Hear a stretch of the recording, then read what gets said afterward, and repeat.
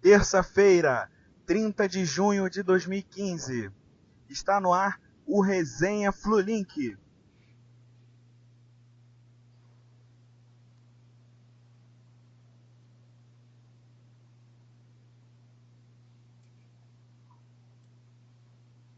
Muito boa noite, torcida tricolor. Me chamo Cleiton Melo e estamos aqui novamente para falar de Fluminense, do nosso Resenha Flulink de número 2. Temos assuntos bons e outros nem tanto assim para debater nesta noite fria de inverno que faz no Rio de Janeiro. Agradecemos desde já a sua audiência e lembrando que você pode participar do programa dando seu palpite sobre os temas em nossas redes sociais. No Twitter, somos o @Flulink. Basta nos mencionar que poderemos ler sua mensagem ao vivo. Pelo Facebook, você pesquisa blog Flulink e através da postagem oficial do programa poderá deixar a sua opinião.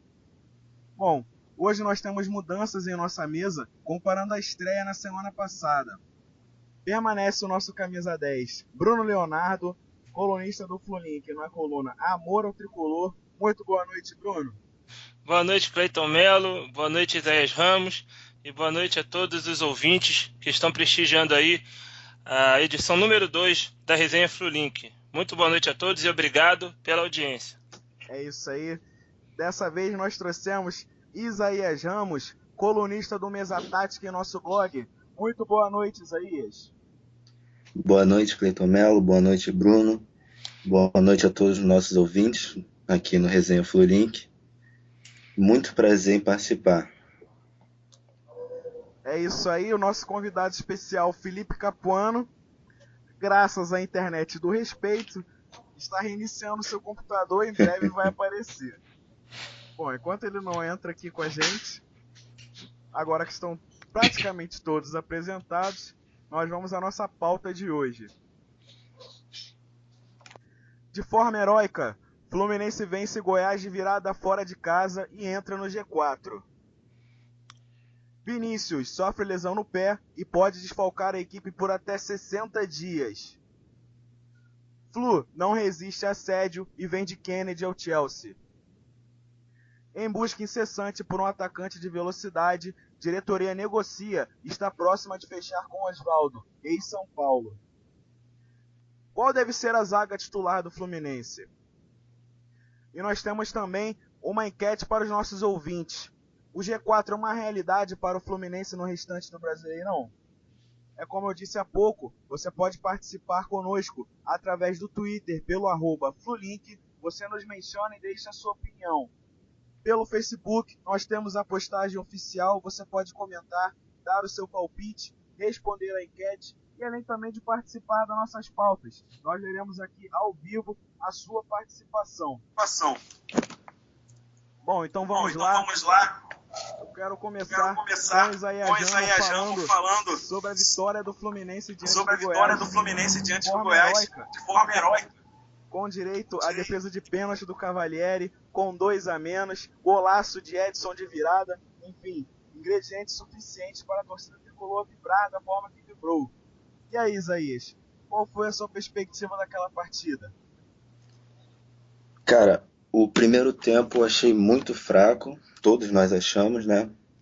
Sistema defensivo falhando muito, mas o segundo tempo deu para compensar na vontade. O Edson, sem palavras. Vinícius também, melhor jogador do Fluminense nesse ano, disparado. Foi essencial. Quebrou o pé, né? E o Bruno, o que achou da vitória de ontem? De domingo diante do Goiás, aquela vitória heróica. Boa noite, Cleiton. Cara, eu fiquei muito emocionado com aquela vitória. Eu não sei se os demais colegas da mesa e os ouvintes tiveram a mesma reação que eu, mas ao final da partida eu confesso que chorei, cara, porque por vários motivos. Primeiro porque o Fluminense novamente aí estabelecendo um relacionamento sério com o G4. Espero que esse romance dure até o final do campeonato. E pela entrega do time, pela luta, você jogar mais de 10 minutos com 2 jogadores a menos, conseguir suportar a pressão da maneira que foi, é emocionante. Com direito a Cavalieri defendendo o pênalti. Naquele exato momento que eu vi o Gun ser expulso e o Cavalieri e o pênalti marcado, eu vi a Vaca com 3 patas e meia no brejo. Só não estava com as 4 patas no brejo porque o pênalti ainda não havia sido batido. E aí, se eu não me engano, acho que foi o Felipe Menezes do Goiás que bate o pênalti. E quando eu vejo o Cavalieri defendendo, eu pensei, putz, acho que hoje é o nosso dia. Alguma coisa diferente vai acontecer. E tinha sido assim, cara, se eu não me engano, 2 minutos depois da gente ter feito o gol de empate. Então, eu estava terminando de comemorar no Twitter, quando eu pisquei o olho, pênalti para o Goiás, né? E aí, também, coisa de 3, 4 minutos depois, o Fluminense faz o segundo gol. De uma forma heróica, o Edson invadindo a área com oportunismo, fazendo o gol. E aí você vê, cara, o que é a questão da vontade. Eu vejo muita gente defendendo o Gerson, dizendo que ele vem jogando fora de posição e por conta disso ele não rende, né? O Edson não é centroavante, o Edson não é atacante. Mas quando precisou dele, o cara deu um jeito lá de marcar presença na área e com oportunismo fazer o gol. Então eu acho que falta ao Gerson, por alguma razão, fome de jogar bola. Talvez a cabeça já esteja completamente em alguma cidade da Catalunha e não mais no Fluminense. Então o Edson não só fez o gol, né? Era bola alta na área, o Edson cortava. Os caras tabelando a entrada da área, o Edson interceptava o passe. Contra-ataque, Edson puxava. Então esse cara, eu sou fã do Pedreiro. Eu tô quase indo pro Maracanã com um macacão de pedreiro, cara, porque o cara é demais, entendeu? Foi uma vitória realmente divisor de águas. Eu acho que esse time ganhou uma tatuagem de guerreiro na pele mesmo. Eu acho que daqui para frente, se essa equipe enfrentar uma situação adversa como enfrentou em Goiânia, eu acho que ela vai se lembrar dessa partida e vai se lembrar que ela é capaz de reverter situações difíceis. Então esse é a minha visão geral do jogo aí. E o Felipe Capuano, que agora sim, enfim, está conosco na nossa rádio. Boa noite, Capuano. Já peço que você inicie dando a sua perspectiva do que você achou do jogo diante do Goiás por 2-1, fora de casa, no Serra Dourada. Boa noite, Cleiton. Boa noite, Isaías. Boa noite, Bruno. Boa noite todo mundo que está ouvindo. Cara, é o seguinte, esse jogo eu acho que provou que o Fluminense precisa mesmo jogar todo jogo com 1, 2 a menos, porque a raça que esse time mostrou quando estava desfalcado, com um jogador a menos, é absurdo. Se o time mostrasse isso todos os jogos, o ano inteiro, a gente estaria muito melhor no campeonato. Estaria muito melhor do que a gente já está. A gente não está realmente mal, mas a gente está até bem, para as perspectivas depois que o Emerson saiu, a gente está até bem, mas porra, a raça que o time mostrou, e foi como o Bruno estava falando, quando o Gun foi expulso, eu pensei, pô, acabou. Quando teve o pênalti, o Gun foi expulso, pensei, acabou. Se arrumar um empate é muito lucro. E aí logo depois aquele gol do Edson, que, pô, ele definiu perfeitamente. O cara tem tudo para ser ídolo. Se ele continuar assim, vai ser ídolo. E é isso, cara. O time, um a menos, é outra coisa. É uma raça, uma vontade, que se tivesse sempre, seria muito melhor. O que vocês acharam do lance do gol do Goiás, onde o Eric ganhou na corrida do Gun? O Gun teve culpa no lance? Ou foi como o Bruno disse no Twitter, a culpa foi mais do Cavalieri, que não saiu, do que propriamente o Gun, que não alcançou o Eric na corrida? Do Cavalieri. O Gun nunca teve velocidade, a gente não pode cobrar disso. Nunca correu. O Bruno, no caso, já tem a decisão, no caso, em relação ao Cavalieri, né? Que falhou no gol do Eric. Eu até tive a curiosidade de rever o lance. E foi um pouco mérito do Goiás também o lance. Porque o Renan dá a saída de bola no pé do Lineker. E ele percebe o Lineker um pouco livre. Porque quem devia estar fechando ali, na marcação em cima do Lineker, era o Wellington Silva. O Wellington Silva deu uma cochilada no lance. O Edson também deu, para dizer a verdade, deu uma certa cochiladinha também. Então, quando o Felipe recebeu, ele recebeu com um pouquinho de espaço para lançar já. E o Gun adiantado, o Eric se projeta nas costas do Gun, e ele parte um pouquinho antes do Gun, chega na frente. Mas é como o Isaías falou. A gente já sabe que o Gun não é um velocista. O Gun não vai alcançar um cara como o Eric, que parece aquele ligeirinho do desenho animado. Acho que vocês não pegaram isso porque eu sou mais velho, mas tinha um desenho animado que era o ligeirinho, né? Que era o ratinho mexicano. Então o cara botou o motorzinho na bunda e foi, mano. Agora, o problema também é que o Fluminense joga ainda, isso é um resquício da época do Cristóvão Borges, joga com a zaga adiantada e com o goleiro plantado no gol. Então você cria uma lacuna entre a zaga e o goleiro que é grave. Então o Cavalieri tem que jogar um pouco como joga o Neuer. Não quero que ele tenha a habilidade do Neuer, mas ele tem que ter ou desenvolver algum recurso com os pés para que, numa situação dessas, ele possa chegar antes, dominar e dar um lançamento, uma bicuda, seja o que for, mas tem que afastar o perigo. E ele decidiu ficar no gol. Então eu reputo mais, coloco mais na conta do Cavalieri esse gol do que do Gun. Mas, cara, não é pra crucificar ninguém. Todo gol, quase sempre, resulta de alguma falha. A falha foi essa, e eu acho que eu vi o próprio Cavalieri, momentos depois da partida, saindo do gol justamente para afastar o perigo. Acho que dentro da própria partida, ele aprendeu com o erro. Capuano também de acordo em relação ao gol do Goiás, o gol do Eric, numa disputa de corrida com o Gun, e o Cavalieri não saiu do gol. De acordo, o Cavalieri tinha que ter saído, talvez até tomasse o gol, mas tem que sair pelo menos pra abafar, né? Ele ficou parado no gol, o Eric teve tranquilidade. Não dá pra gente botar tudo na conta do Gun, porque, porra, como o Isaías disse, o cara nunca correu, vai querer que ele corra agora? Só que também o problema é que, como é que deixam lançar uma bola daquela, né? O cara saiu sozinho na cara do gol com a liberdade. E não foi só no primeiro gol, na realidade, né? No lance do pênalti também, o Antônio Carlos acabou não cabeceando direito. O Eric sobrou na área. Foi o Giovani. Foi o Giovani? Foi o Giovani que cabeceia pra trás e dá a condição pro Eric entrar na área e tentar fazer o gol. Nessa o Cavalieri saiu, mas acabou tomando o drible. E aí o Gun teve que acabar metendo a mão na bola pra fazer o pênalti. Novamente os dois protagonistas do lance, né? Só que dessa vez a gente teve sorte. E meio que diretamente o Gun salvou o jogo, né? Meio que indiretamente o Gun ainda salvou o jogo. De vilão pra quase herói, né? Ele fez o certo. Jogo. Ele fez o certo. Qualquer um de nós faria isso. Meteria a mão na bola ali. Rapaz, vou te falar que uma vez, jogando futebol, também já fiz isso. A gente tava pra tomar um gol. Eu meti a mão na bola, foi pênalti. Fui expulso. E a gente não tomou o gol, o goleiro defendeu. O Luizito Soares fez isso na Copa também, numa semifinal contra a Gana, se eu não me engano. Ele mete a mão na bola e depois o goleiro defende. Não, foi no travessão. É verdade, a realidade, no caso, e pra vocês, quem foi o craque da partida? Podemos titular de craque Flulink. Primeiramente o Bruno. Como eu já deixei claro na minha primeira fala, o craque, na minha opinião, foi o Edson, porque ele fez de tudo um pouco, defendeu, atacou, né? Foi um exemplo de raça em campo.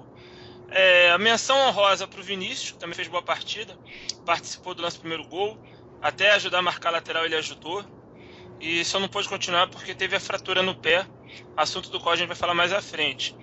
Menção honrosa para o Jean também, fez boa partida, tanto na saída de bola quanto defensivamente, ajudando às vezes o Wellington Silva pelo lado direito.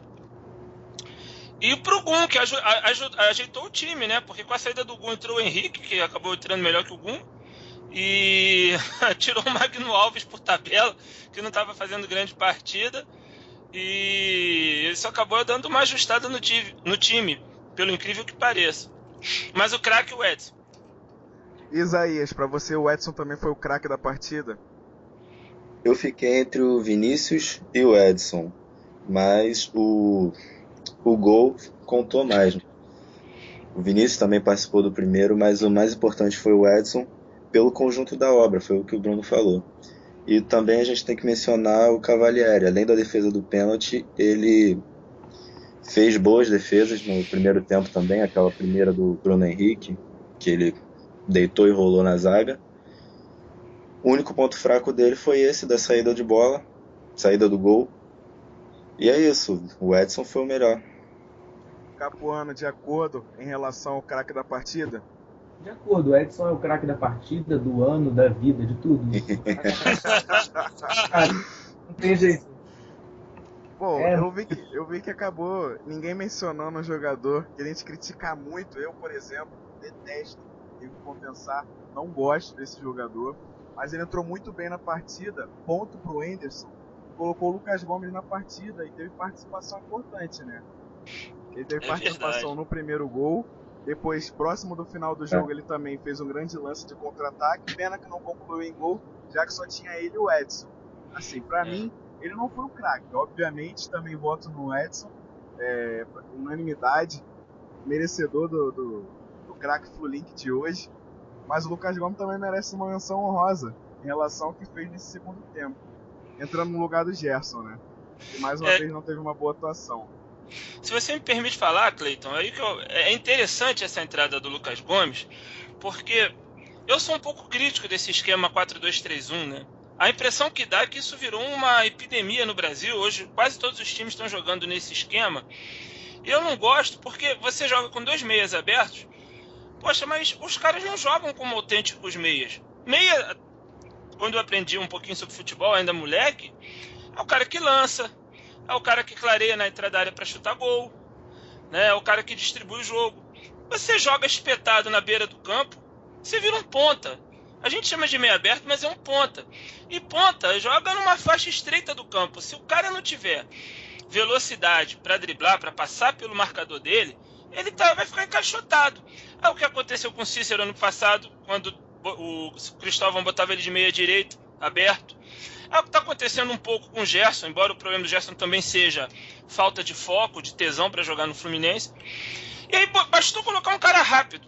Não precisava nem ser habilidoso, não precisava nem ser craque. Bastou colocar o Lucas Gomes, assim como na partida anterior, bastou colocar o menino lá, o Marcos Júnior, a partida muda de configuração. O Fluminense fica mais agressivo. Então eu acho que não dá mais para insistir com essa formação. A gente está penando porque do lado está o Wagner, que não está agredindo, também está jogando de uma forma burocrática. E do lado direito o Gerson também burocrático. Quando coloca atacante, a coisa muda de figura. Certo, no caso nós temos as primeiras participações aqui na internet. Edu Cabeça, nosso saudoso Cabeça Tricolor, que participou aqui na estreia, ele diz aqui pelo Twitter: se o Barça ver o Edson, vai querer levar o Pedreiro em vez de Gerson. Olha aí, não fala isso não, Cabeça, não dá ideia. Deixa eles levarem o Gerson, Deixa o nosso camisa 8 quietinho aqui, rapaz. Temos também a Célia Queiroz. Temos também a Célia Queiroz, que muito conhecida no Twitter. Ela deixa aqui um comentário com a gente. O craque do jogo foi o Cavalieri. A gente fez menção honrosa aqui a ele, defendeu o pênalti, fez boas defesas, como o Isaías disse. E é por aí. Edson, craque do jogo. Vinícius, menção honrosa. Cavalieri também, muito importante. E até o Gum, que foi expulso, fez pênalti. Mas também merece uma menção honrosa, já que deu oportunidade do Cavalieri defender o pênalti.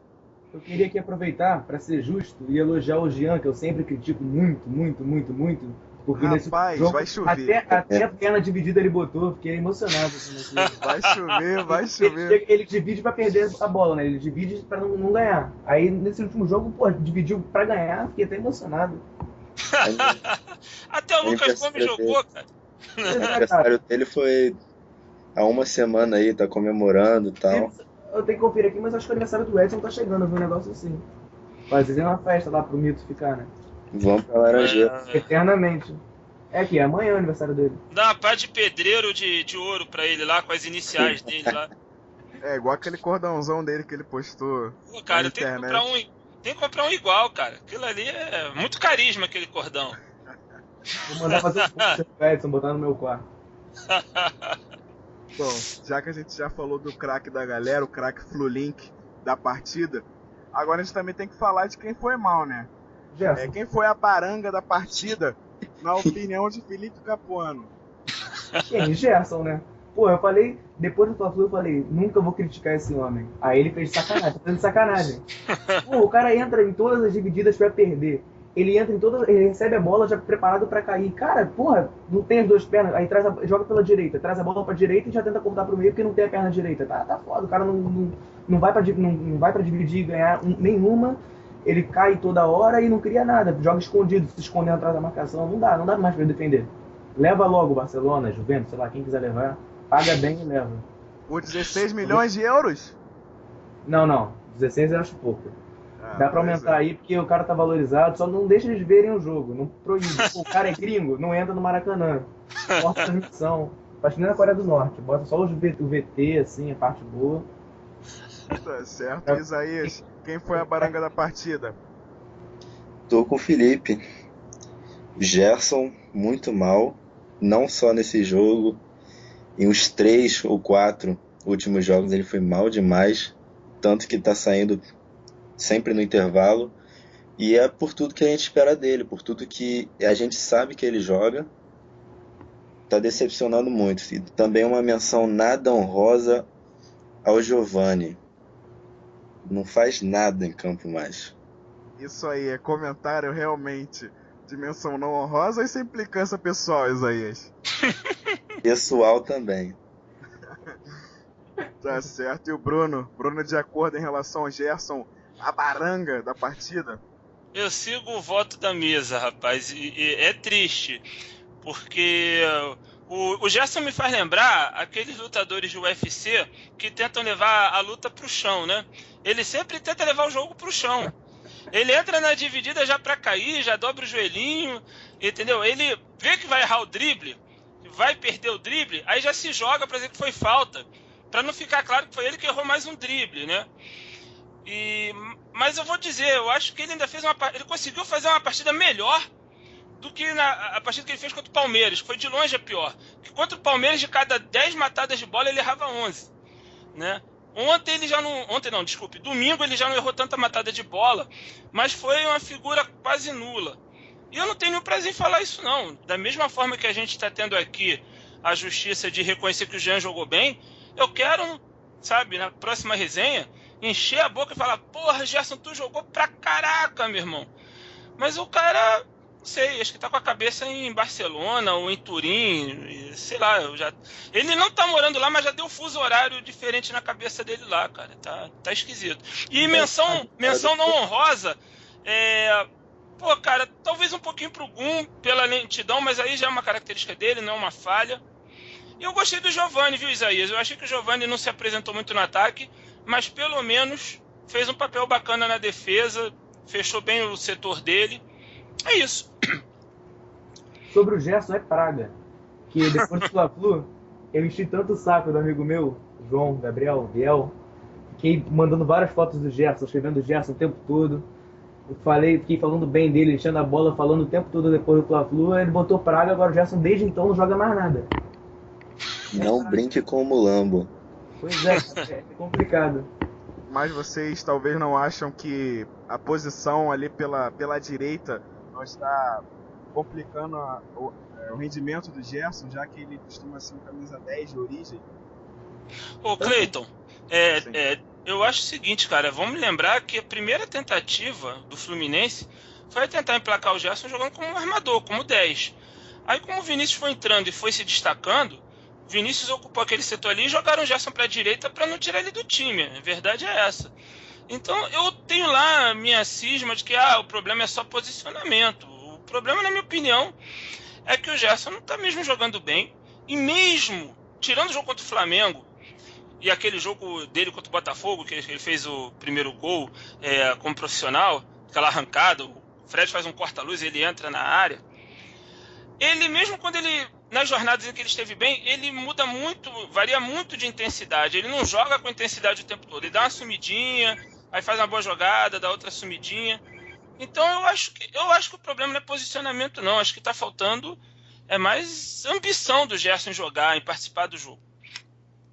No caso, então, vocês acham que ele está já com a cabeça em uma transferência para a Europa? Certamente. Todos de Já tá acordo em fazendo. relação a isso? O pai dele também, fazendo a cabeça do moleque, já tá com a cabeça do Barcelona. Bom, e hoje saiu uma notícia também em relação a isso, de que supostamente o Fluminense teria aceitado uma proposta da Juventus de 16 milhões de euros, mais o direito ao Fluminense de 20% no valor de revenda para poder contratar o jogador e fazer a transferência no mês que vem. Parece que o Barcelona tem 5 dias para responder. E aí, o que vocês acham dessa transferência? Valor baixo, valor alto? Tá de agrado? O que vocês acham disso? Baixo. Bruno? Eu acho, obviamente é baixo, né? Um exemplo que a galera tem citado aí foi uma contratação que melou, né? Parece que houve algumas notícias novas envolvendo aquela venda do Rodrigo Caio, porque eu tinha lido ontem que havia melado em função dele ter sido reprovado nos exames médicos. Mas era um parâmetro que a galera vinha utilizando para comparar com essa venda do Gerson. O Rodrigo Caio é um volante, também pode jogar como zagueiro, e a venda dele estava acertada por 44 milhões de reais, né? São Paulo ia ficar com 80% disso. Então, ia dar algo em torno de 34, 35 milhões de reais. O dobro do que o Fluminense vai receber, se receber, e vou dizer por quê, pelo Kennedy, que é um atacante de lado veloz, que não é uma mercadoria que você encontra em qualquer esquina como um volante, né? Então eu acho que o Fluminense está vendendo mal, não só pelo valor baixo, como pelo momento do campeonato, brigando, por que não dizer, por título. Tá a 2 pontos do Sport. Podia estar na liderança isolada se não tivessem marcado o pênalti naquele golpe lá de UFC que deram na cabeça do Marco Júnior. A gente estaria na liderança isolada. E aí um cara que justamente pode fazer aquela função que o Lucas Gomes fez em Goiânia. Vai ser um escape pela direita. A gente não vai ter. E aí vai ficar com um jogador de 39 anos no elenco, que é o Lucas Gomes. Vende uma peça jovem por um preço baixo para ficar com o jogador velho. Ah, mas está negociando com o Oswaldo. Beleza. Um cara que ficou quase o tempo todo encostado no São Paulo. Não está repondo no mesmo nível. Então, eu acho ruim. E tem uma outra questão. Ele foi vendido a um grupo de investidores, dos quais figura o nome de Kia Jorabichian, que é um cara que não goza de muita credibilidade no mercado, né? Que já aplicou alguns calotes no mercado. E o Fluminense, pelo que eu li, está tomando alguns cuidados para não ser mais uma vítima dos calotes do Kia Jorabichian. Então, tomara que esse iraniano aí, enrolado, não apronte para cima do Fluminense, porque se bobear nem os 17 milhões a gente vai ver. Quero um pouco mais da opinião do Capuani em relação a essa possível venda do Gerson para a Juventus por 16 milhões de euros. Só ressaltando aqui que a informação é do repórter Lucas Machado, da Transamérica. Ele que está sempre aí dando a moral para a torcida no Twitter, torcida do Fluminense. Capuano, fala um pouco aí sobre essa possível venda, essa possível proposta que o Lucas Machado noticiou mais cedo. Cara, eu acho 16 milhões de euros pouco pela mídia que tem o Gerson, por tudo que já vem falando dele, todos os valores que especularam. Mas, em contrapartida, eu acho muito boa essa ideia dos 20% de lucro de futura venda, apesar de que se ele mantiver esse nível, né, que ele vem mostrando, ele não vai ser vendido nunca de novo, né, que ninguém vai querer. Mas eu acho que dá para comprar mais do que esses 16 milhões de euros agora. Dá para tentar negociar mais, forçar mais. Mostra lá os vídeos dele no Mundial, pega os lances, faz um DVD maneiro, que eu acho que dá para arrumar mais. Ô Cleiton. Sim. Você me fez a desculpa, cara. Você me fez a pergunta em relação ao Gerson ou Kennedy? Não, em relação ao Gerson. Kennedy a gente vai falar mais tarde. Desculpa. Então, caro ouvinte, tudo aquilo que eu falei há pouco, considere em relação ao Kennedy, tá? Eu não respondi pensando no Gerson, eu respondi pensando no Kennedy. Então, se você quiser mais pra frente, eu falo do Gerson. Tudo bem. Nós temos aqui os comentários ainda em relação à partida diante do Goiás. A Eleni, nossa participante da estreia, que fez sucesso aqui na nossa rádio Flulink, no nosso resenha Flulink, diz aqui: Cavalieri, o melhor do jogo e o mais lindo. A Tainá diz aqui: concorda com a Eleni, foi espetacular mesmo e é o mais lindo como sempre. Tá aí concordando também. E o Luiz Guilherme Noel Bate-papo tricolor presente mais uma vez no Resenha Flu-Link, diz aqui, ótimo debate. Valeu, Noel. Eu agradeço a audiência. Peraí, eu não entendi. Elas estão falando do Cavalieri ou de mim? Cavalieri.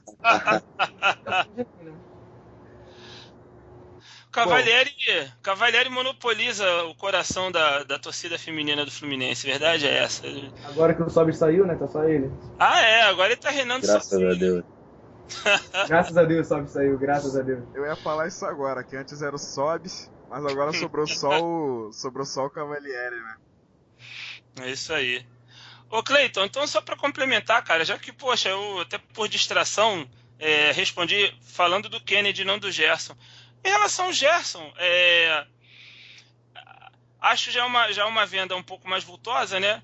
Tá na casa aí de 55 milhões de reais, converter dinheiro para real. O Barcelona já deu sinais de que quer cobrir a proposta da Juventus, que é esses 55 milhões de reais equivale aos 16 milhões de euros. Então pode ser que o Gerson seja vendido por mais. Só que aí, até onde eu sei, o Barcelona não pretende destinar 20% ao Fluminense numa futura venda.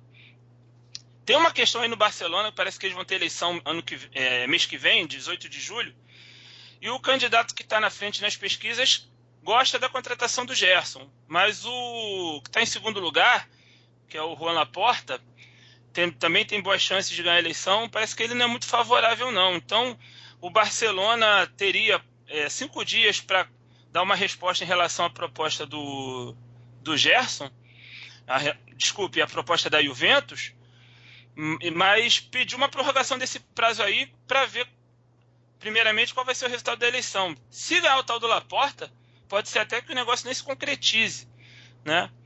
Agora, eu acho que no caso do Gerson, dado o fato dele não estar jogando bem, dele estar com a cabeça já em outro lugar, acho que aí já é melhor o Fluminense vender enquanto ele ainda está valorizado. Não adianta querer forçar o jogador a ter foco, a ter vontade de jogar no Fluminense, né?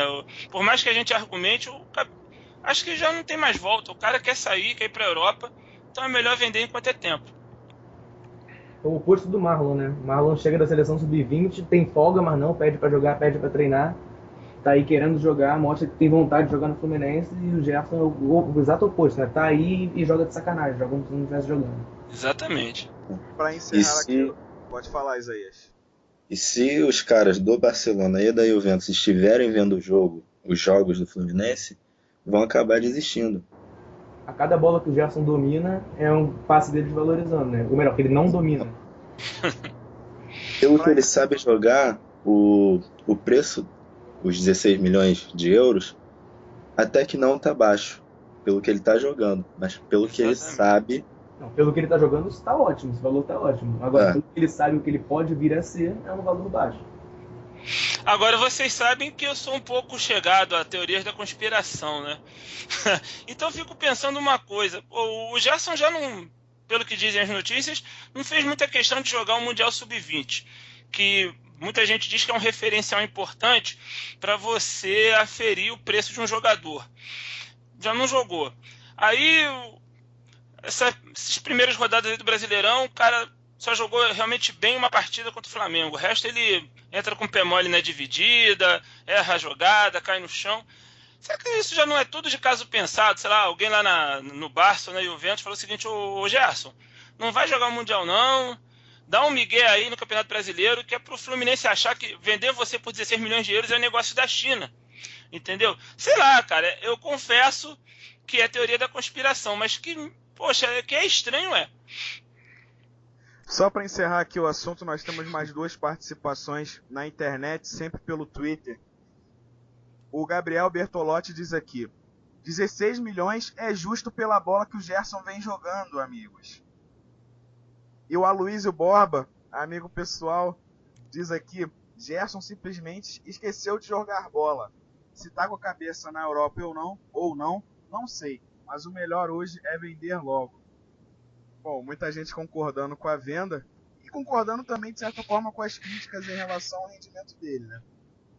Então é isso, pauta encerrada sobre a vitória, pauta encerrada aqui rapidamente sobre o Gerson e sua possível venda. Então vamos agora à próxima. Uma notícia, infelizmente, triste para a torcida tricolor que vinha se apegando ao jogador e vinha gostando do seu rendimento, que é: Vinícius sofre lesão no pé e pode desfalcar a equipe por até 60 dias. Para quem ainda não sabe, Vinícius, na partida diante do Goiás, sofreu uma fratura no metarso do pé esquerdo e teve necessidade de cirurgia. A cirurgia foi hoje, foi um sucesso, e agora é torcer pela recuperação do jogador, né? Pode ficar até 60 dias de fora. Eu quero a opinião do Felipe Capuano em relação à lesão do Vinícius. Pô, cara, é uma notícia muito triste, né? Cara jogando bem, destruindo o melhor do meio campo, né? Porque, porra, também do lado do Wagner, que é o novo jogador tático, né? O novo Thiago Neves, da linha do Thiago Neves e do Rei Marquinhos. Jogador tático que não faz nada. E o Gerson, que a gente já falou aqui bastante, o cara jogando muito, sendo muito produtivo. E aí vem isso, cara, não dá pra ser totalmente feliz sendo Fluminense, né, cara? Quando tudo parece que vai bem, né? Vitória boa, tudo certo, aí o cara machuca no finalzinho do jogo. Inclusive, aproveitar aqui para dizer, como eu já disse algumas vezes, para reforçar que o Vinícius já é mais ídolo do que o Conta. O que também não é difícil, né? Eu acho que até o Lucas Gomes é mais ídolo do que o Conta. Eita! Só não negociar com o Mulambo. É. E o Isaías, o que o Isaías acha aí dessa lesão que vai tirar o Vinícius provavelmente por 60 dias do time do Fluminense? A gente perde muito, cara. Perde muito porque ele é o cara que cria ali, mas eu espero muito também que o Gerson aproveite essa vaga aí no centro do campo. Ele volta para a posição dele, onde ele sabe. Brunão, sua opinião? Então, cara, triste, né? O Fluminense, a alegria de tricolor dura pouco, né, cara? A gente tá engrenando no campeonato, o cara é um dos destaques do time e foi um lance meio esquisito, né, cara? Porque não foi uma entrada, né?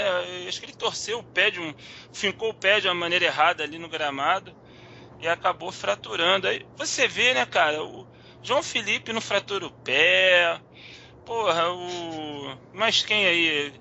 Pablo Diego não fratura o pé, Vitor Oliveira não fratura o pé, quem fratura é o craque do time.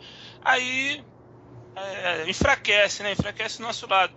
Mas eu tô vendo a coisa da seguinte forma: o time tá muito guerreiro, o time tá numa espécie assim de encantamento, né? Uma poção lá que o Harry Potter jogou no Fluminense. E eu tenho a impressão, cara, que quem for entrar no lugar do Vinícius pode até não jogar bonito, mas vai dar o seu jeito de ser útil ao time, vai dar o seu jeito de manter ali o nível de guerreiragem. Eu acredito, apesar de tudo, numa vitória contra o Santos, mesmo com a ausência do Vinícius. Agora, abre oportunidades dentro do elenco. Enquanto não chega um possível reforço, já se cogitou o Guilherme já não vem mais, já está praticamente fechado com o Cruz Azul do México. Tem aí o Igor, né, pedindo uma chance. Tem o Brian Oliveira, que muita gente me pergunta no Twitter: Bruno, e esse Brian Oliveira, quando é que vai jogar? Eu também faço a mesma pergunta. O cara tá lá no elenco, teoricamente está pronto para ser aproveitado, né? Senão o Fluminense já teria descartado. Então, tem também aqui o Gustavo Scarpa. Até pergunta ao Isaías, que entende um pouco mais de base do que eu: qual desses três aí, o Brian, o Igor ou o Gustavo Scarpa, tem mais perfil ali para jogar na posição do Vinícius? Eu acho o Brian, cara. Né? Parece muito com o Vinícius, além de não, ele tem uma raça a mais também. Uhum. Os outros, o Igor, apesar de estar muito tempo no profissional, não tenho muita confiança nele ainda. Joga muito, sabe bater na bola parada, mas ainda acho o Brian melhor. Né? Então, eu espero que o Anderson, a princípio parece que não tem medo de usar a garotada, deu uma chance pro Brian, né? O garoto já tá há algum tempo nas Laranjeiras, está na hora de dar um retorno, né? Vai ficar só treinando, que é ruim, porque o cara fica só treinando, não pega ritmo de jogo, né? E tá fazendo o que lá, então? Uma hora tem que ser aproveitado, vai ficar só recebendo salário e treinando. Então, nem joga na base, ele não tem mais idade também para jogar no Sub-20, né? Tem 21. Tem 21. Então não pode mais ser aproveitado na base e vai ficando profissional só treinando. Quer dizer, tem uma hora tem que utilizar, tem que ir pra luta. O pessoal fala muito bem dele, mas não dá pra entender por que ele não joga. Ele chegou a entrar naqueles amistosos que a gente fez nos Estados Unidos, né? Acho que foi contra o Leverkusen que ele jogou. Ele entrou, mas só o segundo tempo, um pedacinho, e nunca mais, nem no Carioquinha. Pois é. Eu já ouvi falar, desculpe, Cleiton, só para concluir, já ouvi falar que existe uma preocupação no Fluminense de poupá-lo, porque existe poupá-lo no sentido das comparações, porque qualquer jogador, né, uruguaio ou argentino que entra no Fluminense, a tendência é a torcida comparar com Conca, pode ser um novo Conca. Eu ouvi falar que existe essa preocupação nas Laranjeiras. Se existe, é ridículo. Acho que ninguém sem consciência vai comparar um menino que está começando a carreira com Conca, mas ouvi falar isso. É tranquilo. Isso foi quando... Vai, fala. Isso foi quando ele chegou no profissional, quando subiram ele, que o Globoesporte.com fez uma matéria falando com ele para ser o novo Conca. O Conca ainda estava aqui.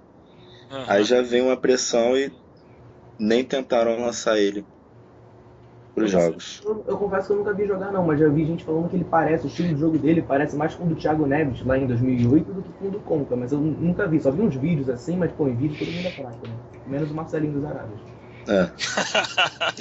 O cara até o DVD dele era ruim. Saudade. Rapaz, Marcelinho das Arábias me lembra 2013. Ano terrível. Lembra não. Passa a batida aí, Cleiton, por isso. Mas pra cabeça. Acabar a confusão do Brian com o Conca, é tranquilo. Você pega e bota ele num jogo decisivo. Se ele aparecer, ele não é o novo Conca. Ele é melhor. Se ele subir, você pode comparar ainda. Eu implicância, hein? Pois é, temos muitas implicâncias pessoais aqui. É o Isaías com o Giovanni, é o Capuano com o Jean e com o Conca.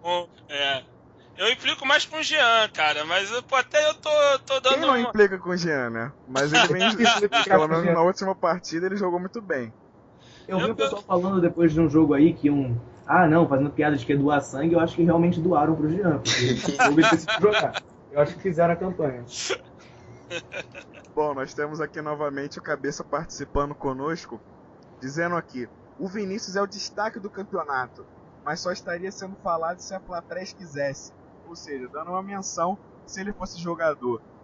O rubro-negro, no qual não posso citar no programa, vai contra a minha lei. Se fosse jogador lá do nosso rival, estaria sendo falado e pedindo até na seleção, né? Isso é ótimo, ele não desfalca a gente. Se bem que agora machucou, mas não desfalcaria pra ir jogar amistoso inútil da seleção. Ia ter menos time atrás dele, né? Tem um time lá da Arábia, que acho que agora vai sair, já que ele machucou, né? Justamente tocando nesse assunto, essa lesão, não que seja boa, até por conta do jogador, né, que vinha sendo importante, mas veio a calhar junto de uma proposta do Al-Shabaab, uma invasão pela internet de árabes dizendo bem-vindo Vinícius, e aí de repente sai na internet que o Al-Shabaab estaria vindo com tudo para trazer o garoto, que acabou de chegar no Fluminense, fez 6 meses agora, poderia tirar o jogador do Fluminense. O que vocês acham dessa proposta? É que provavelmente vai molhar, né? Parece que ele falou que quer ficar. Ele falou que quer ficar. Ele falou assim. Isso é ótimo. Fica até o final. Nosso amigo Camisa 11. Por isso que eu já tô falando aqui que ele é muito superior já. O cara quer ficar, né? Já tem proposta de fora, mas quer ficar. Não vai Ô Cleiton, sim. Eu sei lá, cara, eu sou mais desconfiado. Fico pensando se essas notícias não são meio que plantadas, porque já tem uma conversa aí de que o Fluminense pode procurar o Vinícius para fazer um novo contrato, aí já aumenta o salário do cara. Quer dizer, será que não era balão de ensaio aí de empresário, justamente para o Fluminense correr, fazer um novo contrato e aumentar o salário do cara? Porque quando você vê o Vinícius falando, não, eu quero ficar aqui, meu foco tá aqui, eu quero jogar aqui, você vê que a disposição dele para jogar lá no tal do Al-Habib, sei lá qual é o nome daquele troço, não era lá muito grande, né, cara? Aí você vê que eu tenho essa desconfiança. Agora, realmente, a fratura, se havia algum interesse real do Al-Shabaab, se havia uma proposta de fato, melou, né? Porque o cara vai ficar aí 2 meses de molho. Agora é engraçado porque eu tenho um amigo lá no Twitter, o Pedro Mendonça, que também é lá do nosso bate-papo tricolor, que ele resolveu... Ele pegou lá aquele tradutor do Google e pegou uns caracteres em árabe e respondeu lá pros árabes que estavam já fazendo festinha pra chegada do Vinícius. Pô, daqui a pouco começou a chover árabe, rapaz, na timeline do cara. Tinha pra mais de 50 respostas em árabe. Aí eu falei, gato, toma cuidado com isso aí, rapaz. Porque assim, a maioria deve ser gente boa, mas tem um outro aí maluco aí, né? Estado Islâmico, alguma coisa. Brincadeira, viu, gente? Não é preconceito com o árabe, não. Pelo amor de Deus. Mas toma cuidado, né? Tu não sabe com o que você tá falando, né? Aqui Ih, nós temos. O Hum. que houve? Ah, não, porque deu uma lacuna aí. Pensei que tinha caído a minha internet aqui, pô. Minha internet aqui não é do Vasco, não. Não cai, não, hein? Então, nós Esses estamos árabes aqui. estão muito empolgados. Qualquer especulaçãozinha já vai e posta, procura todas as redes sociais dos caras, começa a mandar um monte. É. Eu lembro quando o Cardoso do Benfica tava pra sair, ia pra um time desses aí tinha todo o vídeo dele, tudo que tivesse dele tava lá um monte de comentário, bem-vindos, o que eu falei, caraca, calma, galera. Sempre Ele acabou acontece nem indo. isso. É sempre assim. Bom, nós temos aqui ajuda na internet em relação ao Brian Oliveira. O Aloysio Borba diz: características do Brian: lançamento em profundidade, bola parada e visão de jogo. É o novo Romerito. Que isso?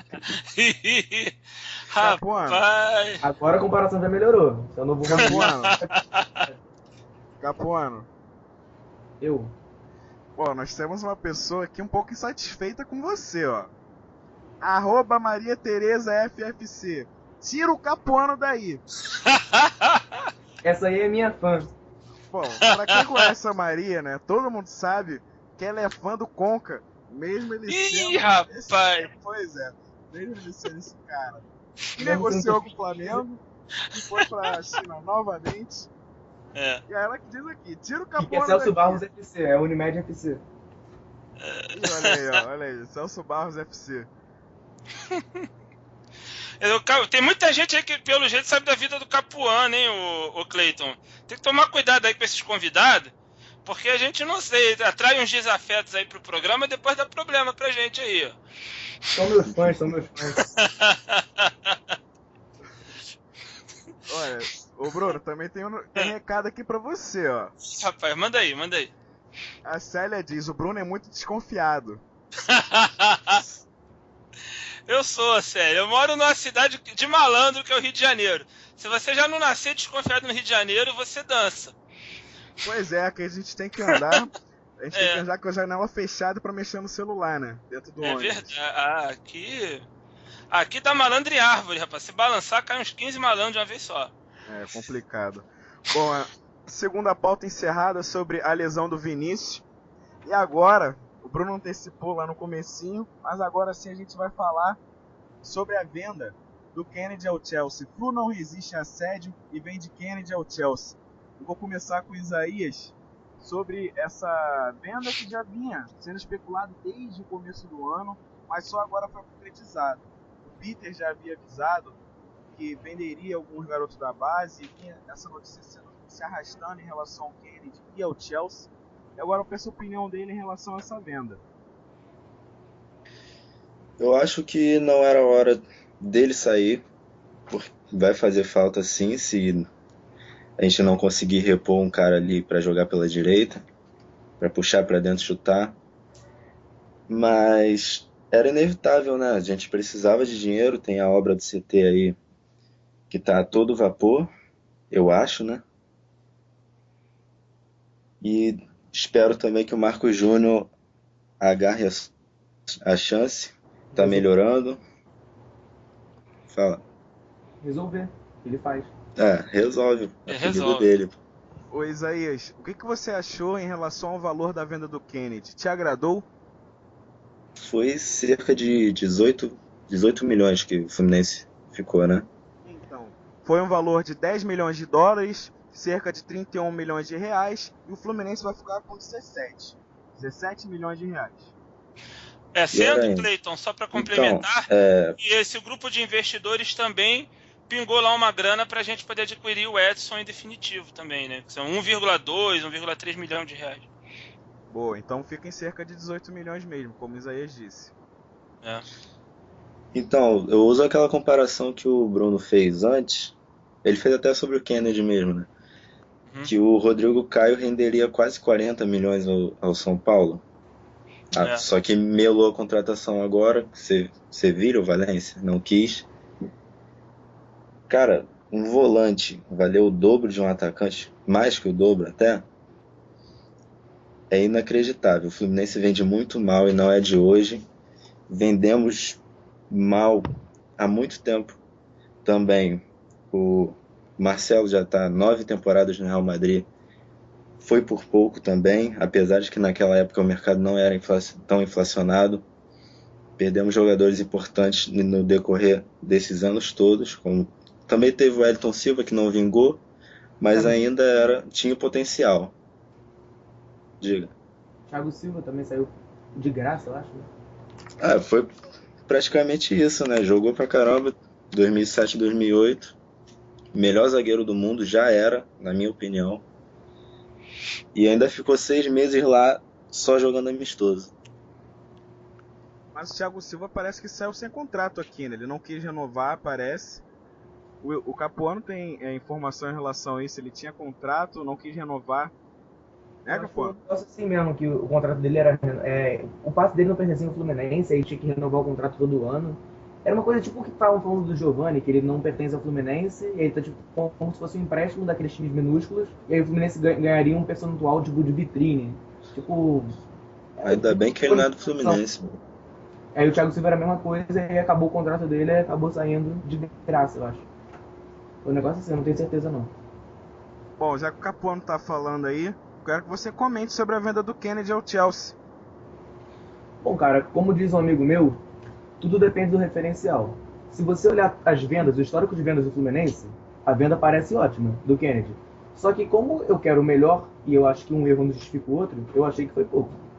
Porque é mesmo no caso do Gerson, dava pra você conseguir mais. O cara tá em evidência, tudo bem, que ele deu azar de ter apendicite na época do Mundial, né, que ele poderia valorizar. Mas, cara, dava pra arrumar mais do que 31 milhões de reais. Né, que o Fluminense tinha pouco pedaço do passe dele, né? Também outro erro. O maluco de 19 anos, né, 18 anos, 19, já tem só 55% do Fluminense. Mas eu acho que dava pra ter conseguido mais. E, cara, tipo, eu achei pouco, mas também não dá pra saber, né? O Fluminense tá apertado, precisa vender alguém, não dá pra fazer muita coisa. Só que, porra, você vê o Rodrigo Caio saindo por tanto, você fica assim, porra, o cara é atacante, né? Foi o que vocês disseram. O atacante saindo por menos que um volante é complicado. Atacante de sub-20 e saindo de seleção, saindo por menos que um volante, é complicado. Mas aí é a questão, o São Paulo que vende bem ou o Fluminense que vende mal? Eu acho que é um pouco dos dois, né? O Fluminense não consegue vender bem ninguém. Até o Elton Ney, pô, revelação de 2011, jogou muito bem em 2012, vendeu o quê? 26 milhões de reais, eu acho que... Foi 23, 8, né? não. 23 não viu o dinheiro até hoje, né? Não sei se viu, mas sei lá. Essa é uma incógnita que eu também me pergunto. O Fluminense conseguiu o Até dinheiro do Thiago Elton Ney. Neves. A gente não sabe se esse dinheiro foi, enfim, liberado ao Fluminense, porque a Fazenda Nacional bloqueou o valor, penhorou, e até hoje a gente não sabe se o Fluminense teve direito a esse valor, né? Aí você vê que o cara que foi destaque em 2 campeonatos brasileiros seguidos é vendido por esse valor. O Kennedy, se você for olhar por esse lado, o Kennedy não se destacou ainda em nada. Jogou uns jogos bem no Carioca e 2014 melhorou perante 2013 e 2015 estava melhor do que 2014. Está evoluindo muito. Só que provavelmente vai ser um grande jogador. Mas, né, assim, vendo que o Wellington Ney foi vendido por tão pouco, parece que é uma boa venda. Só que tem que pensar... Pelo que eu me lembro de 2013, que ano ruim, né? O Thiago Neves foi vendido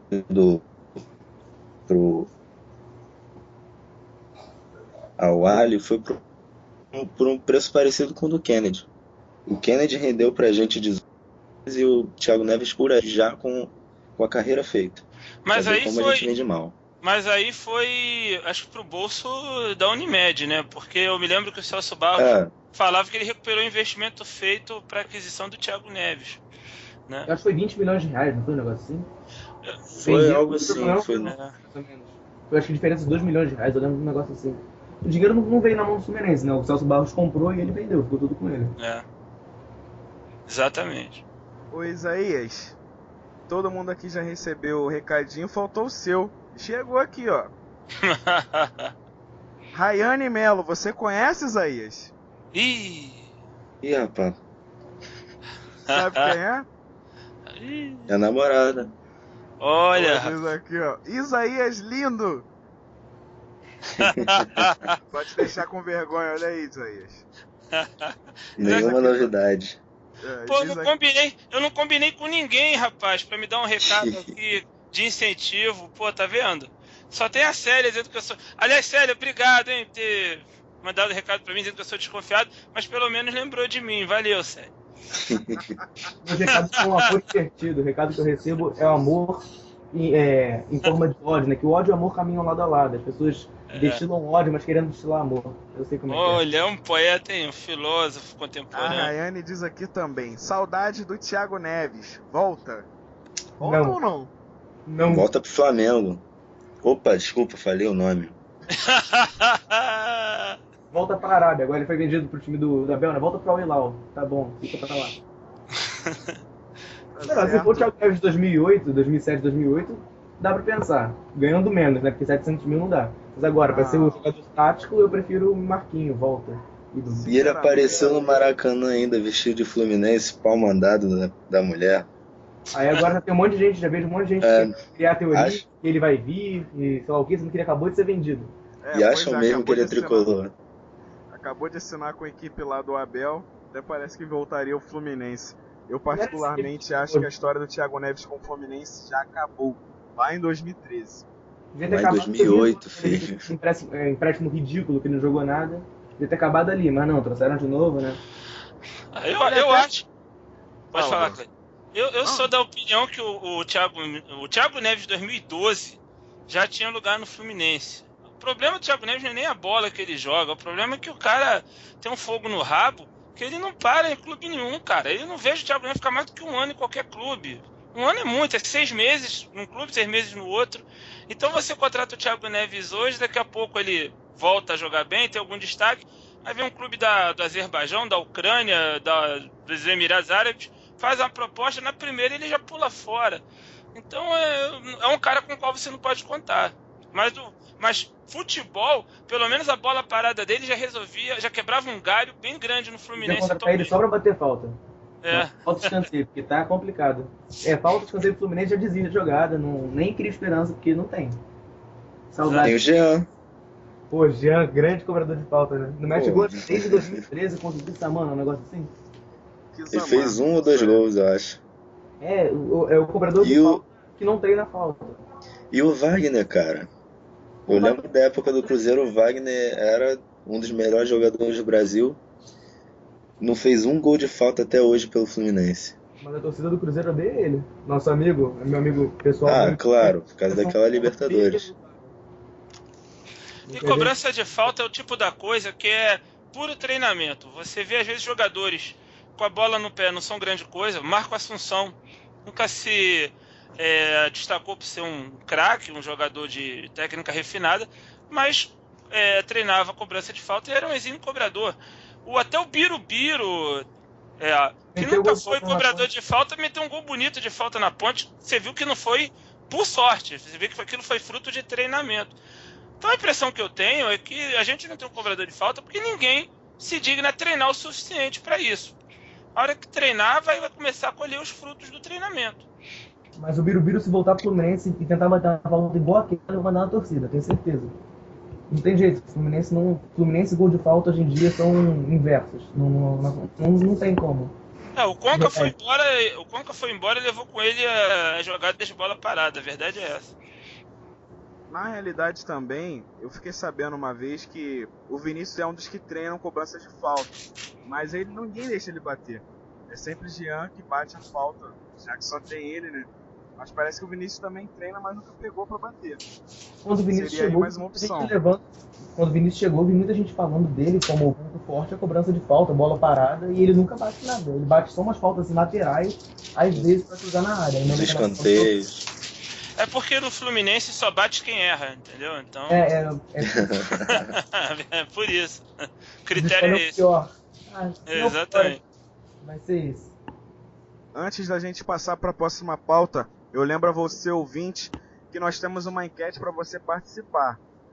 O G4 é uma realidade para o Fluminense no restante do Brasileirão? A gente tem condição de brigar por uma vaga na Libertadores de 2016? Você dá o seu palpite aí. Nós temos condições ou não? Com a venda do Kennedy, com a possível venda do Gerson, a gente tem condição de chegar lá? Esse time é capaz de chegar, ficar entre os 4 primeiros? Você quiser a sua opinião, a gente pode ler aqui ao vivo. Bom, agora nós vamos falar novamente de negociação, mas ao invés de saída a gente fala de chegada. Provável chegada em busca incessante por um atacante de velocidade.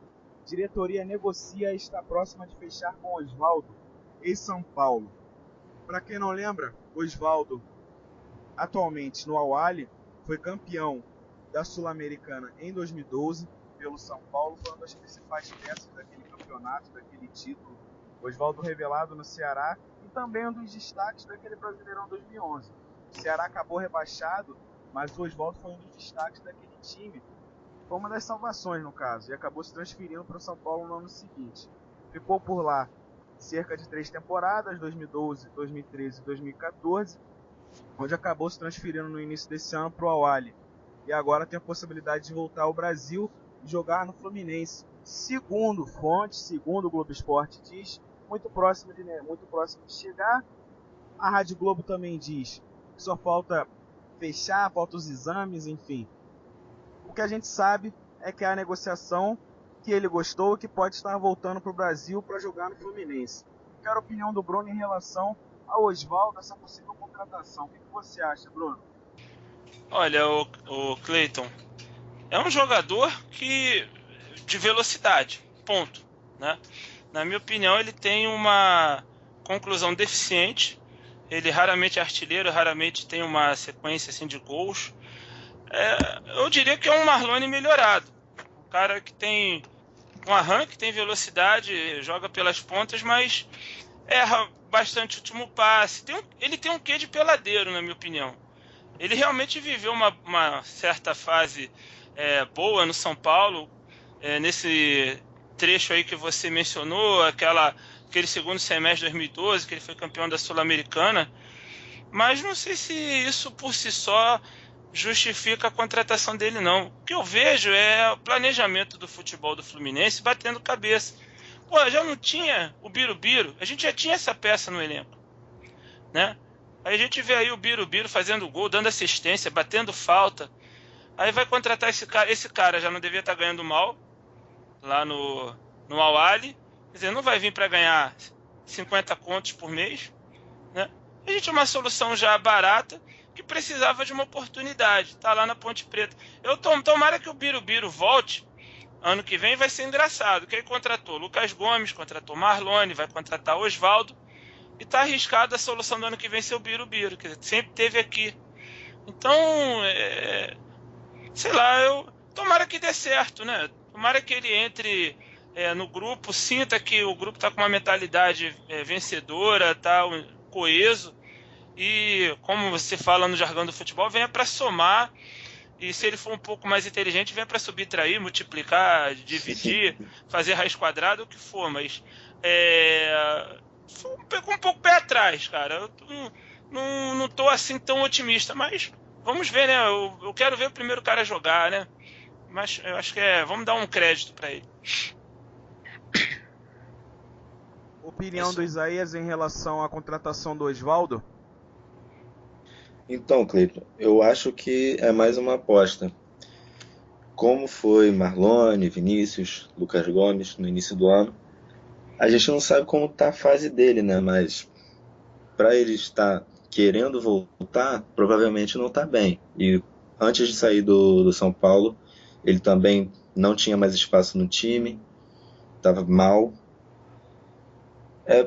Na torcida mesmo, a gente vai ter que torcer para que ele dê certo, ele joga pela esquerda ali, o que teria que tirar o Wagner, ou então encaixar o Wagner em algum lugar, não sei como.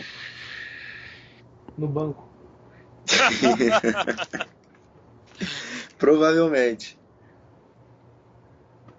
Então, Capuano agora pode falar também em relação ao Osvaldo. O que você acha? Cara, eu acho que é o seguinte, depende de qual Oswaldo vem. Se daí vira o Oswaldo do Ceará, ou do segundo semestre lá de 2012, da Sul-Americana, que era o Cristiano Oswaldo, esse aí eu quero. Agora, o Oswaldo é aquele cara que é sempre especulado no Fluminense, né? Já não é a primeira vez. Da última vez que especularam, ele ainda estava no São Paulo, era um cara que estava há 1 ano sem meter gol, sendo que ele é atacante. O pessoal criticou o Rainer quando veio, porque estava há 2 anos lá, ele está 1 ano, né? Também é complicado. Mas, assim, é o jogador de velocidade, é o que o time está precisando, né? Estão querendo, e acho que, assim, das opções que temos, né? Das opções que tem, entre ele, Dentinho, eu sou mais ele, mas também não acho que é um reforço dos sonhos, porque né, a gente não sabe como é que vem, um atacante que não sabe chutar. É para fazer o que o Maicon fazia em 2009, né? Dribla o time todo, chega no fundo, toca pro Fred e o Fred resolve. Se for assim, aí é uma boa, mas se for para jogar aquele futebol que ele jogou no São Paulo mais recentemente, fez a torcida do São Paulo odiar ele e comemorar vendo, aí eu não quero não. De jogador que vai me irritar, já basta do Lucas Gomes. E o Jean? Não, Jean já Jean nem comento mais. Nem comento mais, porque isso aí já é mais certo que a morte, que eu vou me irritar com ele. Bom, então temos aqui uma unanimidade em relação ao Oswaldo, que não é uma contratação, ou seja, um baque positivo dessa forma, mas se vier, que venha a produzir, que venha ajudar o Fluminense, certo? Isso mesmo. Gente, como o pessoal costuma falar, né? Não acho nada demais, mas se vier, já que veio, né? Já que vestiu a camisa, a gente vai torcer. Eu espero que seja campeão brasileiro 2015 e campeão da Libertadores 2016, mas... Bom, ainda não vestiu a camisa, mas as informações são que em breve vai vestir. Vamos lá, né? Enfim, pauta encerrada em relação ao Oswaldo. Agora nós vamos à próxima. Dá um bom debate. Qual deve ser a zaga titular do Fluminense? Bom, nós temos atualmente Marlon, Antônio Carlos, Gum, Henrique, Vitor Oliveira e João Felipe. Além também do Arthur, que chegou há pouco, mas ainda não teve nenhuma chance. Eu começo com o Capuano. Em relação, para você, qual deve ser a dupla titular da zaga do Fluminense? Tem que ser João Felipe e Arthur. Valeu. Eu não entendi, Capuano. Ih, rapaz. Acho que o Capuano tá falando lá do Azerbaijão, lá daquela. Rapaz, lá daquelas repúblicas soviéticas lá, que aí tá chegando meio esquisito o som, cara. Eu entendi João Felipe e Arthur. Eu sei que ele caiu aqui. Caiu aqui, eu vou passar a bola pro Isaías. Pra você, qual deve ser a zaga titular do Fluminense? O Marlon é unanimidade pra mim. Eu acho que pra vocês também. E a dupla dele, eu fico entre Henrique e Antônio Carlos. O Henrique mais pela segurança na bola no alto. O defeito dele é que ele é muito tão lento quanto o Gum. Mas tem uma qualidade a mais, ou então é menos pior. O Antônio Carlos é normal, um jogador normal, né, pra gente. Eu não tenho opinião sobre o Antônio Carlos, pra falar a verdade. Uma incógnita pra você. Então, provavelmente, a melhor seria Henrique e Marlon. Tá certo, passa agora a bola pro Bruno. Em relação à zaga titular do Fluminense, qual é a sua opinião? Olha, eu gostei, por exemplo, muito da atuação do Antônio Carlos em Goiânia.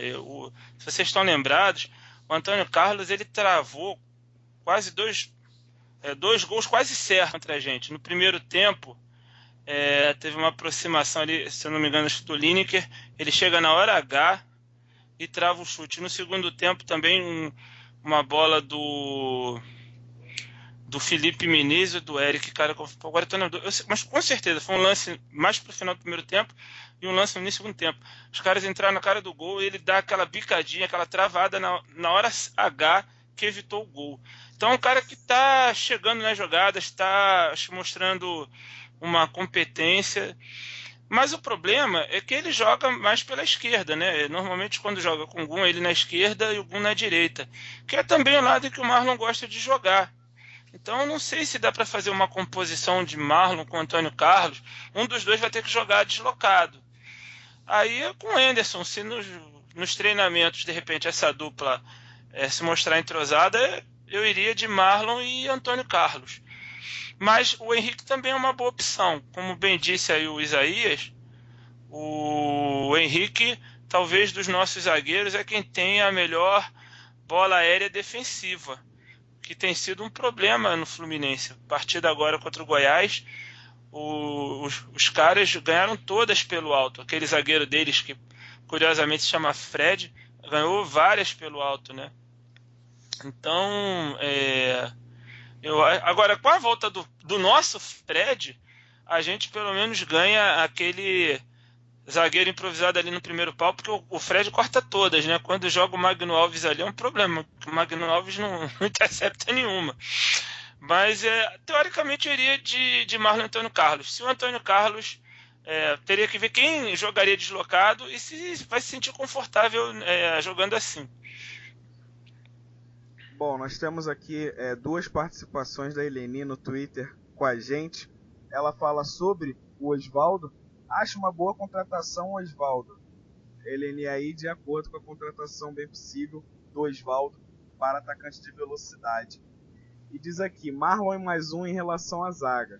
Ela não deixa nenhuma opção em relação a outro zagueiro, mas para ela o Marlon é uma unanimidade, assim como o Isaías acha.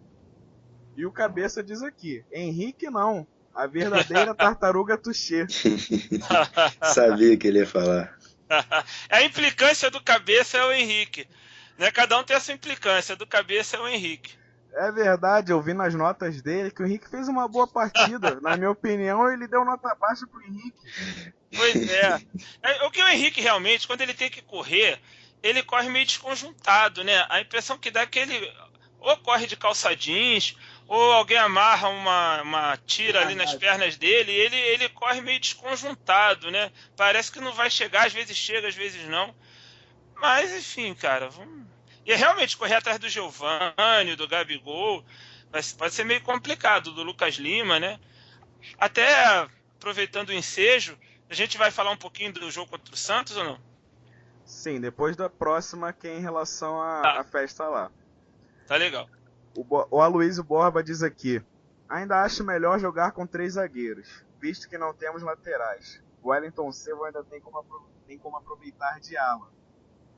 Vocês concordam ou acham que não? Concordo. 3 zagueiros? Sim. Mas o problema seria ali na ala esquerda, que não tenho muita convicção no Giovani, já falei no início. Infelizmente, no momento, a gente teria que improvisar o Wagner na ala. Se tivesse o Marquinho. Pois é. Saudade do meu ídolo. Pô, só peço que você fale um pouquinho mais alto, sim? Sim, falando de saudades do Marquinho. Se tivesse ele pra jogar ali pela esquerda. Pois é, parece que Melo ele vai pro... Eu nem sei falar o nome, Al-Nassr, da Arábia também, Al-Nassr. né? Acho que é isso. Isso. Tá certo.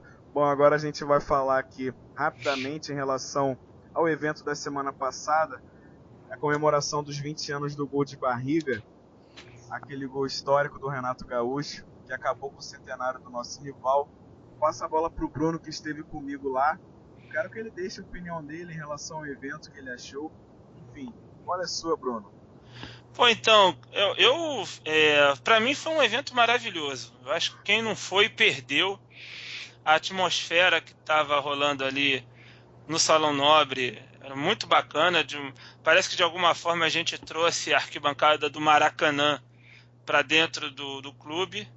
A torcida relembrou algumas músicas, né, que a gente cantava no Maracanã na época, como aquela do Recordar é Viver.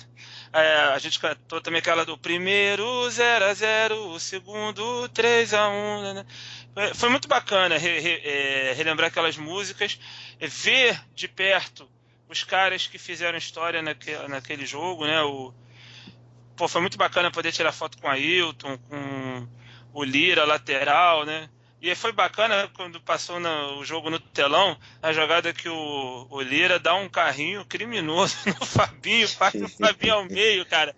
E a galera vibrando aquilo como se fosse um gol de placa. Assim, até o Lira entrou na pilha, ergueu o braço, assim. Porra, cara, Foi uma falta feia pra cacete, a verdade é essa. Mas, cara, foi providencial, senão o cara entrar na cara do gol. E, pô, foi a galera lá do Bate-Papo Tricolor, né? A Gabi, tava todo mundo lá, a Verinha, o Cabeça. Foi bacana também rever o pessoal. Pena que a estrela do evento, que seria o Renato, não foi, né, cara? Foi uma ausência muito sentida. Não chegou a empanar o brilho da festa totalmente, porque a galera estava realmente num astral muito grande. Mas ele deu umas desculpas lá, dizendo que já tinha compromissos pessoais firmados para aquele dia, que ele não poderia ir. Mas fica no ar. Será que cola essa desculpa? Eu acho que não, né? Todo mundo sabe que ele saiu sentido em 2014, quando foi demitido ali no Campeonato Carioca, entendeu? O Renato é vaidoso, ele quer se emplacar como técnico e não consegue, e ele ficou na bronca com o Peter, né? E não só ele, o Celso Barros, lembro na época, chegou a dizer que quando fosse discutir com a diretoria do Fluminense a renovação do patrocínio, ele ia levar esse episódio da demissão do Renato em consideração, né? E o Renato, na minha opinião, é uma dessas viuvinhas do Celso Barros, né? Como Sandrão e outros tantos que o ex-setorista lá da Globo Esporte, o Richard Souza, vai lá catar para plantar uma crisezinha no Fluminense, né? Então vai lá, entrevista o Renato, entrevista o Sandrão, entrevista não sei quem, o JV, né, o Jackson Vasconcelos, volta e meia também. Quando querem tirar uma crise da gaveta, chamam o Jackson Vasconcelos, que eles abrem a boca mesmo. Então é isso, cara. Mas, enfim, são especulações minhas. Ninguém precisa concordar comigo. E acho que a gente, com tudo isso, tem que manter o Renato no nosso coração, porque aquele gol de barriga foi histórico. Ele nunca deixará de ser ídolo do Fluminense. É importante frisar isso. Só para ressaltar aqui também para quem não teve a informação em relação à ausência do Renato, muitas especulações, mas o que eu ouvi foi o seguinte: bom, como técnico de futebol, eu prefiro não me envolver com nenhum clube. Só que tem uma coisa, Renato. O Joel Santana acabou de sair de uma cirurgia. Joel Santana, que foi técnico daquele time de 95, debilitado, de muleta, que recusou uma proposta do Flamengo ultimamente, conforme ele disse. Ele foi ao evento, ficou 30 minutos. Verdade. Mas foi. Verdade. Ele teve um respeito pelo momento, pela festa. E, poxa, seria muito bacana ver o Renato ter o mesmo. Exatamente. Eu acho que não tem necessidade desse tipo de picuinha, rancor. Presidentes vão e voltam, cara. Mas aquele gol, aquele título vai ficar para sempre. A barriga dele, o gol dele vai ficar para sempre. E tinha para mais de 800 torcedores, se eu não me engano, presentes.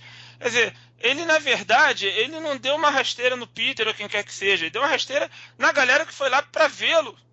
Que, poxa, ele seria tratado ali como um semideus ali, cara. Verdade é essa. A galera tava numa... Pô, se a gente tava feliz por abraçar o Rogerinho, cara. O Rogerinho, o Ronald. Imagina o Renato, entendeu? O Renato ia sair dali... Ovacionado. Acho que ele ia sair de novo nos ombros da galera, com toda certeza. Então ele perdeu uma oportunidade. Se ex-jogador gosta de sentir o carinho da torcida, ele perdeu uma oportunidade de sair dali energizado. Porque ele ia receber uma demonstração de amor da torcida do Fluminense que ele não tem noção. Então, enfim, venceu talvez a picuinha, não sei, cara. Mas como você bem falou, teve o exemplo do Joel, que, poxa, foi lá com todas as dificuldades, de muleta compareceu. E só para lembrar, eu perdi um evento dentro desse evento, que foi uma homenagem ao Wesley. Eu cheguei já mais tarde, eram 8 horas da noite. Você chegou a ver, Cleiton? Porque dizem que também foi bacana, né? Os jogadores se emocionaram. Cheguei, foi bem rápido. Foi assim que apresentaram os jogadores, fizeram uma homenagem ao Wesley, colocaram os gols dele no telão. Fizeram uma homenagem bem bacana. A galera que é mais velha, que viu o Wesley, se emocionou com certeza. Eu não tive a oportunidade de pegar o Wesley jogando pelo Fluminense, mas foi bem bacana essa homenagem. Enfim, foi um evento bem bacana, eu gostei de participar, mesmo não tendo visto aquele jogo, mesmo não tendo visto aquele gol. Pra mim foi muito bacana, até porque eu vejo muitos tricolores dizendo que aquele jogo foi o jogo da vida, um dos jogos mais importantes da história do Fluminense. E pra mim foi muito gratificante estar ali. E o Cabeça mostra aqui uma foto no Twitter da camisa dele de 95, onde diz aqui, campeão carioca.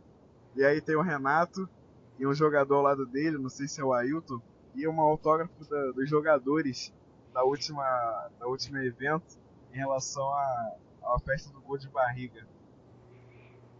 Capuano, Isaías, alguém quer acrescentar alguma coisa em relação à festa? Cara, eu não pude ir e fiquei, queria bastante ir, apesar de não, como você não ter visto o jogo, mas, já já li muita história sobre, já vi review várias e várias vezes. E, se eu já tava arrependido e triste por não poder ter ido, quando eu vi a foto do senhor com o Marcão, fiquei mais ainda, porque comecei a ver futebol vendo o Marcão, camisa 5 do Fluminense, como capitão do Fluminense, e, ali do lado dele, né, poder tirar foto com ele, seria algo sensacional. Pois é, eu tive esse prazer, graças a Deus, poder tirar uma foto com o Marcão, que eu peguei bem o finalzinho da carreira dele. Enfim, o Isaías tem alguma coisa a acrescentar? Infelizmente não. Queria muito ter ido, mas não deu.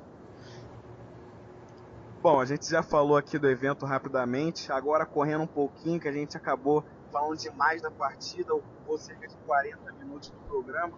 E agora a gente vai fazer um lance rápido aqui em relação à partida contra o Santos. Próxima quinta-feira, 9 horas, Maracanã. Torcida, peço que compareça, quem puder ir. Horário bem ruim, dia bem ruim, enfim, mas o Fluminense está em um momento legal.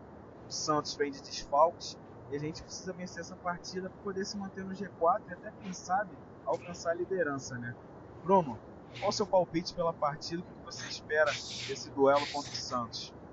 Olha, eu acho que vai ser mais uma daquelas partidas que a gente vai vencer por um gol de diferença. Eu tinha falado mesmo em relação à Ponte Preta, né, que ia ser 1-0 sofrido, acabou sendo quase acertei, mas aí o Vinícius faz o gol nos acréscimos e amplia para 2-0. Acho que vai dar Fluminense. Pelo momento, a equipe tá coesa.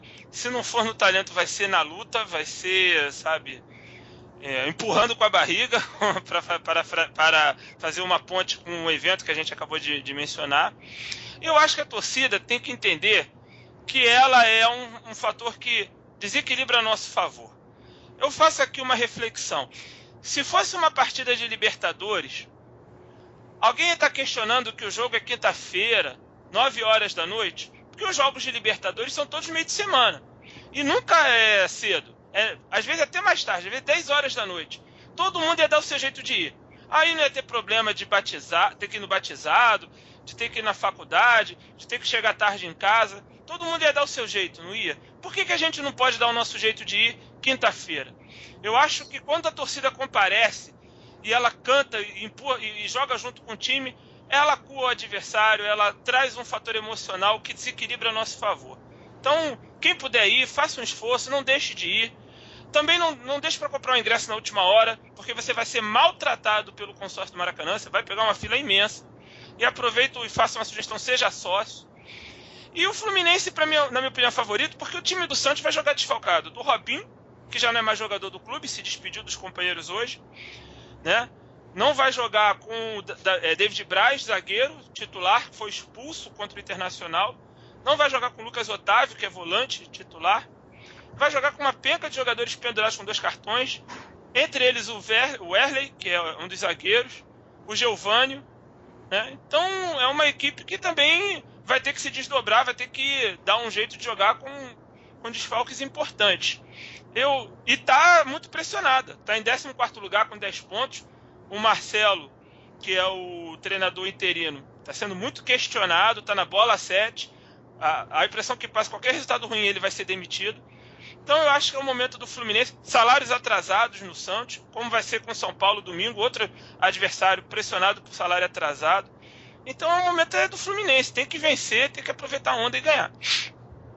Isaías, seu comentário sobre a partida de quinta-feira diante do Santos, palpite sobre o placar, o que você espera? Eu também espero um placar apertado. Acho que a gente tem que tomar muito cuidado com os atacantes de velocidade do Santos, Giovani, principalmente, Gabigol também.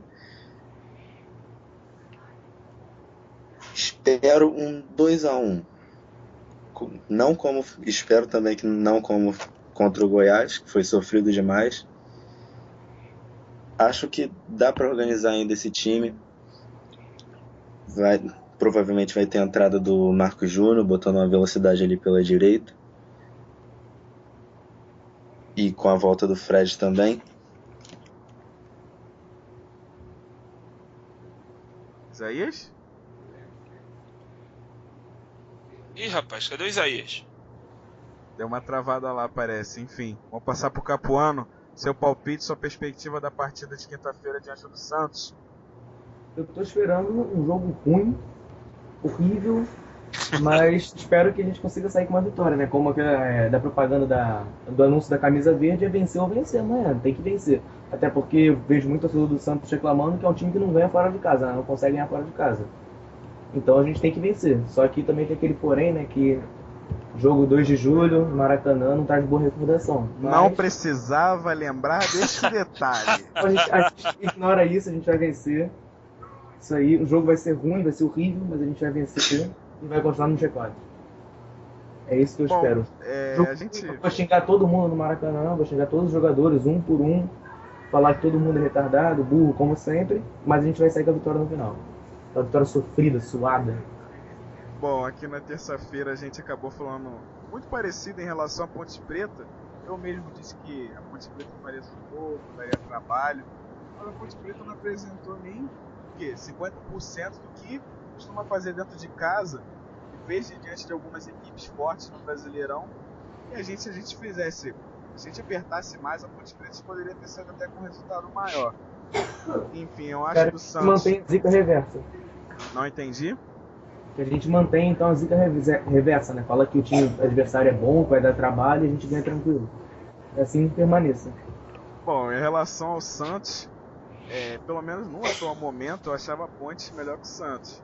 Mas todo mundo sabe da tradição do Santos, a importância do Santos no futebol brasileiro. Mas os momentos deles não é bom. Não gostam do técnico, o técnico que fica balançando, por muito pouco não foi trocado pelo Oswaldo.